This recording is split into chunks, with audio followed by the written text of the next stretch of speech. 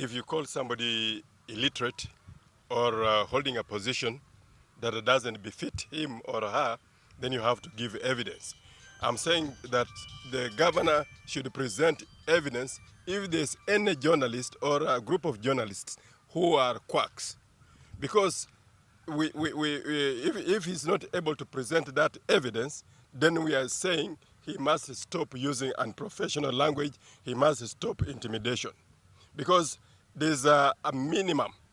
We know that the journalists are operating under a governmental act.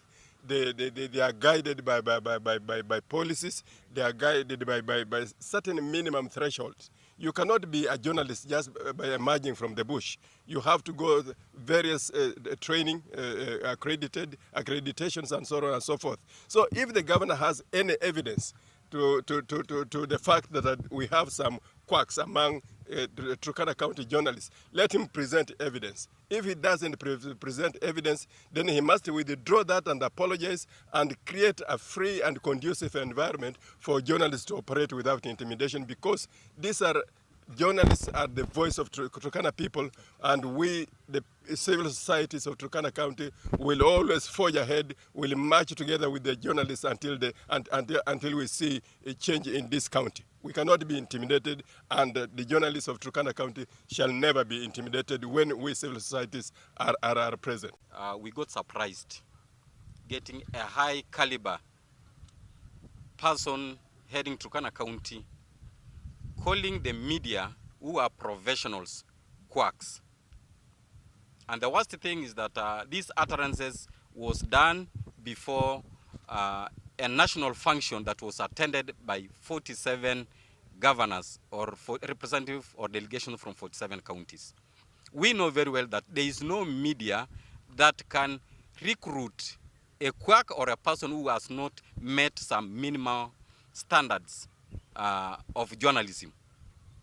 I'm saying this is because my organization, we have a media program whereby we have citizen journalists, and with the citizen journalist we have minimum requirements for one to be a citizen journalist. So calling professionals quacks, because we have not got any report either in court or in any oversight body in government questioning credentials of media team in Turkana. The same way the governor's credentials are in question and there is a case in court.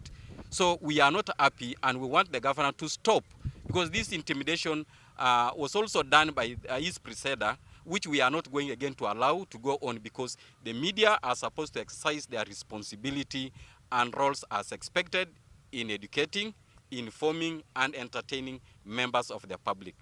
So the governor going and the other teams to harass and use goons to intimidate the media, this has to stop.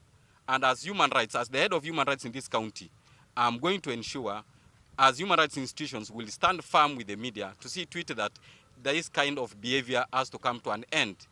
And if the governor sees it's above the law, we are also going to show him that it's not above the law. He has to stop using public funds in hiring goons, sending messages and threatening the media team or the human rights defenders in this county. We elected him to deliver and not to cause harm to the citizens of this county. I want our journalists in Turkana to be respected. We know so many things in pertains Kenya, that pertains Kenya, through the journalists. The journalists are telling the whole nation, even internationally, they tell things that pertains our county, poverty and everything. So the journalists must be left alone. We respect the journalists.